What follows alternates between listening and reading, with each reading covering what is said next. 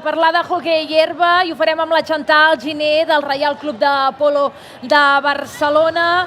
Benvinguda, Chantal. Moltes gràcies. Què et sembla el fet de que aquí tinguem tots els esports reunits i un esport com el hoquei i herba que té molts practicants, però potser en zones concretes de Catalunya, i en canvi aquí potser la possibilitat tindran molts nens de conèixer aquest esport? Sí, la veritat és que és un plaer que hi hagi el hoquei repartit per tota Catalunya.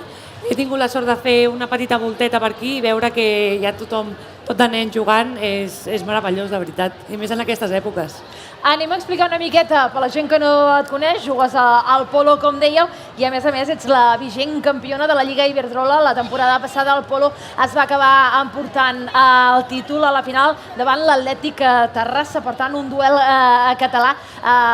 Com va ser aquest moment d'aconseguir el títol? Perquè la Lliga Iberdrola podríem dir que sí que el júnior l'havia aconseguit la temporada passada i per tant dos catalans encadenen els dos últims títols, però és un campionat molt dominat pel Club de Campo, que n'ha guanyat 22 de totes les lligues Iberdrola. Sí, la veritat és que el Club de Campo sempre té gent molt bona, té molta gent de la selecció, i bé, nosaltres fa un parell d'anys que estem aconseguint un parell de títols, aquest any la Lliga i l'any passat la Copa de la Reina, i òbviament no hi ha res millor que aconseguir títols per fer créixer l'esport català i per també donar a conèixer una mica el hoquei. Ara ho dèiem, el Club de Campo era el gran dominador en els últims anys. Sembla que ara els equips catalans per fi van agafant aquella igualtat que havien tingut anys enrere. Quina és la situació ara mateix de l'hoquei català? Perquè és això, no? S'han guanyat els dos últims títols, la Copa de la Reina, per tant les coses van estant més repartides. A la final també arribava l'Atlètic Terrassa, per tant una mica més d'igualtat. Sí, aquest últim període jo crec que són 5 anys. Sí que és veritat que el Club de Campo potser ha baixat una mica i els altres catalans hem pujat, i això fa que la Lliga sigui molt més... que no hi hagi un clar referent. Sí que és veritat que a dia d'avui el Club de Campo segueix estant per sobre, però tant l'Atlètic de Terrassa, Júnior i el Polo ens estem refent una mica i estem tenint bons resultats. Ho dèiem això del Club de Campo, i des del 2008 tinc aquí anotat que no hi havia aquesta final entre dos catalans, per tant havien passat molts anys. Què suposa pel club tornar a aconseguir una lliga després de tants anys, que feia molts anys que no l'aconseguia?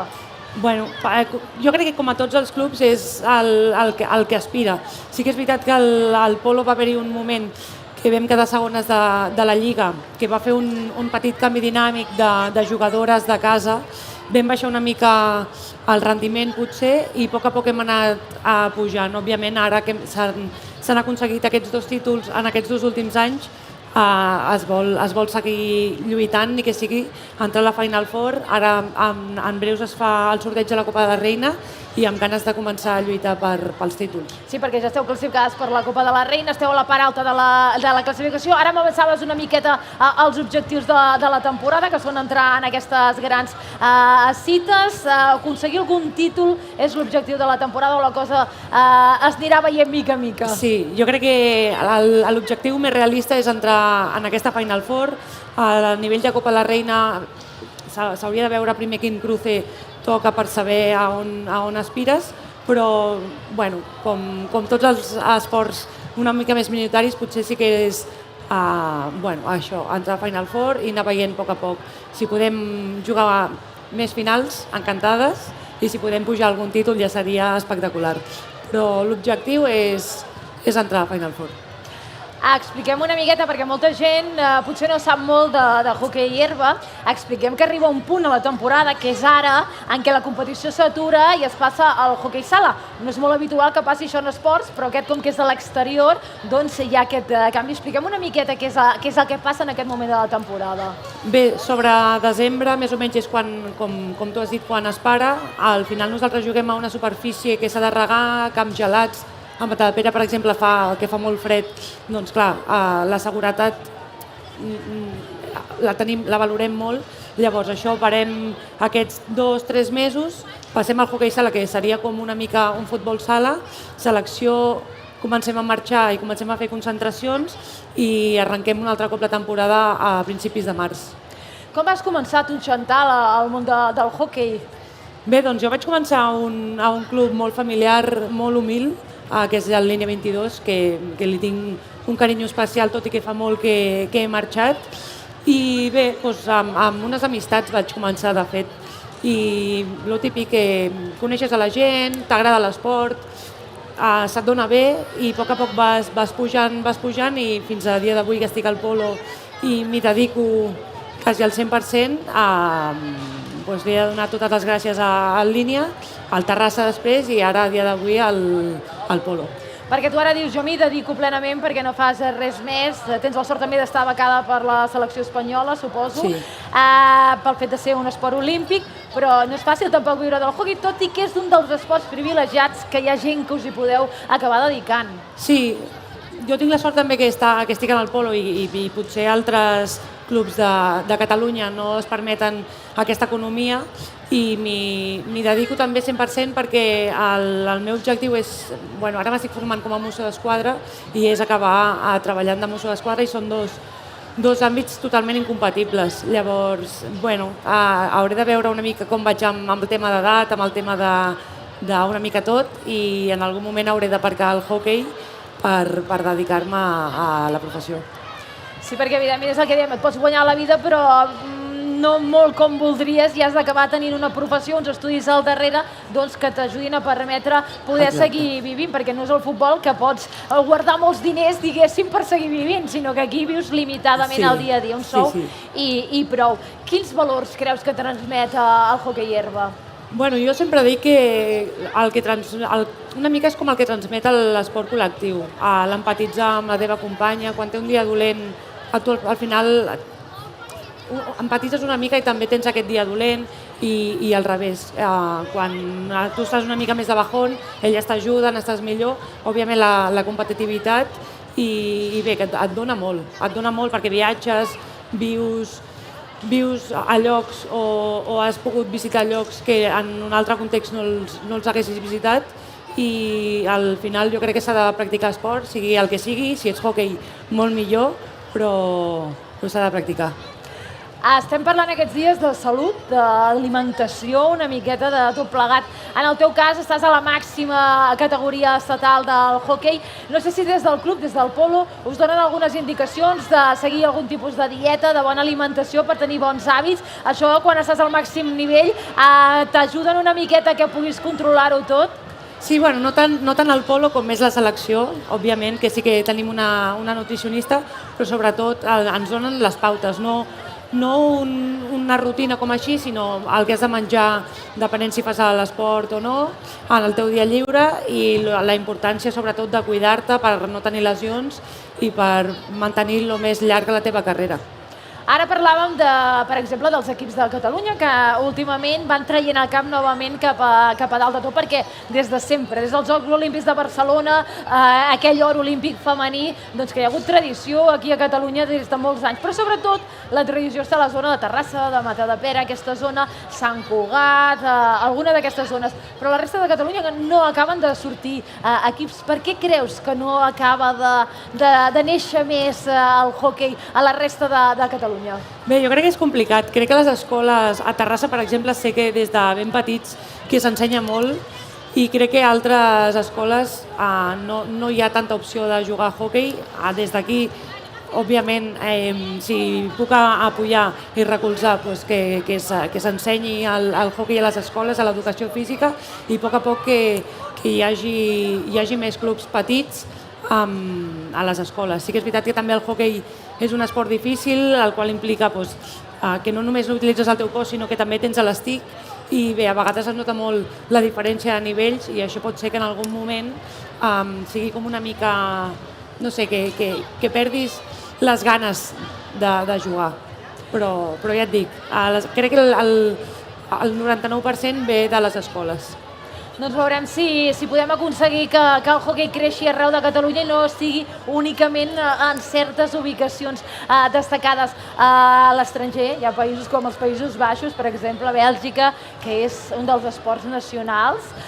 Tenir l'oportunitat de jugar allà no és fàcil, però tampoc és molt difícil, perquè moltes acabeu anant a jugar. Allà es viu de manera totalment diferent. Sí, allà el hoquei és com si fos aquí el futbol una mica, molt més professionalitzat I sí que nosaltres tenim molta opció sempre d'anar a Bèlgica. De fet, molta gent de la Lliga Espanyola ha anat a Bèlgica, a Holanda, a Alemanya, inclús hi ha molta gent també que va a Austràlia a fer aquest any de viure una mica.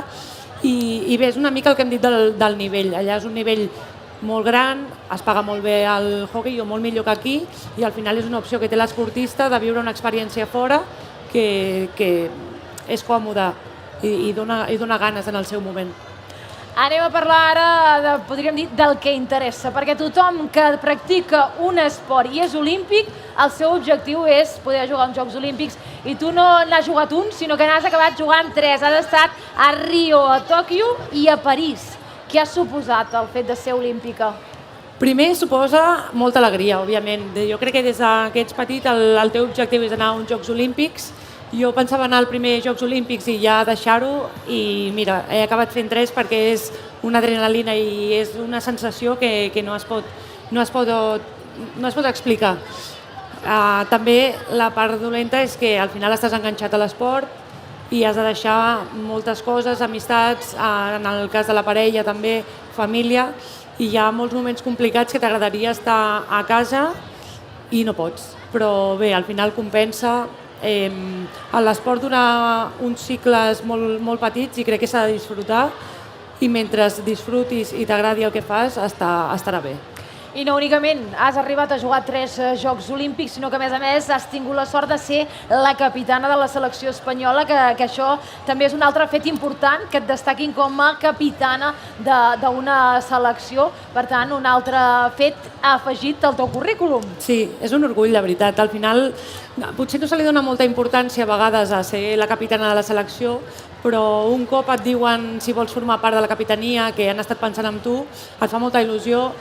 Tens noves responsabilitats, ets més referent, has de sortir també als medis de televisió, que al final has de donar la cara, i a vegades és una mica el que costa, sobretot quan les coses no van bé, però molt contenta. Ara aquest any segueixo sent la capitana i bé, estic supercontenta de poder transmetre això i de ser referent en el hoquei.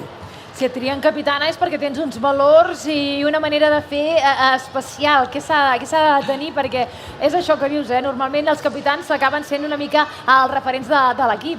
Bé, jo soc molt competitiva, en tots els àmbits i a tots els llocs. Jo crec que és una mica el que em dona aquesta referència de ser capitana.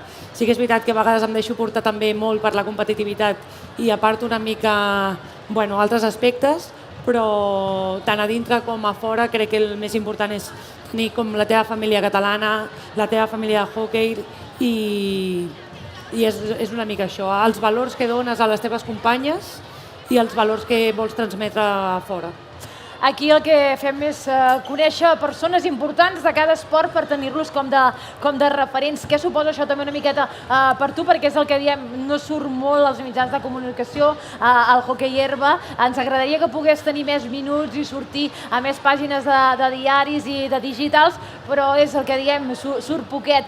Un moment com aquest que, per exemple, l'ambaixadora és la Laia Vidosa del júnior, et tenim avui aquí, la importància que s'us doni també aquest reconeixement com a referents. Què suposa? Bé, suposa que el hoquei sigui més vist. Al final, avui segurament la gent que està aquí i s'ha fixat una mica en això farà que el dia següent que hi hagi hoquei doncs potser es quedin veient el hoquei en lloc de fer zàping. Per nosaltres és superimportant donar-nos a conèixer, donar a conèixer el hoquei, encara que nosaltres no juguem. Per nosaltres és superimportant que les empreses també recolzin el hoquei, i bé, totes les famílies que puguin ajudar-nos, que mirin el hoquei, que parlin d'ell. Avui simplement, o saber que la Laia Vidosa és l'ambaixadora, que les famílies vagin a casa i parlin de la Laia Vidosa, del hoquei, del júnior, doncs ja fa que hagi sigut important venir aquí per demostrar què és el hoquei. Clar que sí, és una miqueta la intenció d'aquest tot esport. Hem dit 3 Jocs Olímpics, a banda dels títols que hagis guanyat amb Apolo, la Copa de la Reina i la Lliga com a més recents. Quin és l'objectiu ara mateix de Chantal Giné? Què t'agradaria poder aconseguir en els propers mesos o proper temps? Bé, jo ara estic en un moment una mica més tranquil i a nivell de hoquei no em proposo tant, sinó que em proposo disfrutar dels entrenaments, disfrutar del hoquei, disfrutar dels companys i de les companyes i en el moment en què estic practicant l'esport i en el moment en què estic fent això, gaudir-ho i poder-ho retransmetre també a les companyes. Que això també és molt important, que a vegades tenim aquella pressió de guanyar, guanyar, guanyar i de competir, competir, i ens oblidem una miqueta de l'essència de l'esport, que en el fons és passar-t'ho bé i fer esport, que és saludable. Sí, exacte. Doncs moltes gràcies, Chantal, per haver vingut, per explicar-nos aquí la teva experiència, la teva vivència al món del hoquei i per tot el que has aconseguit. Moltíssimes felicitats. Moltes gràcies a vosaltres per haver-nos convidat i tant de bo a la següent podem tornar a portar el hoquei arreu de Catalunya. Segurament que sí. Doncs Chantal Giner, jugador del Reial Club de Polo Barcelona, vigent campiona de la Lliga i, com diem, 3 vegades olímpica. Moltes felicitats, Chantal. Ara la Chantal la tindrem aquí signant autògrafs a la zona central, per tant, tothom qui vulgui el cromo signat ja ho sap.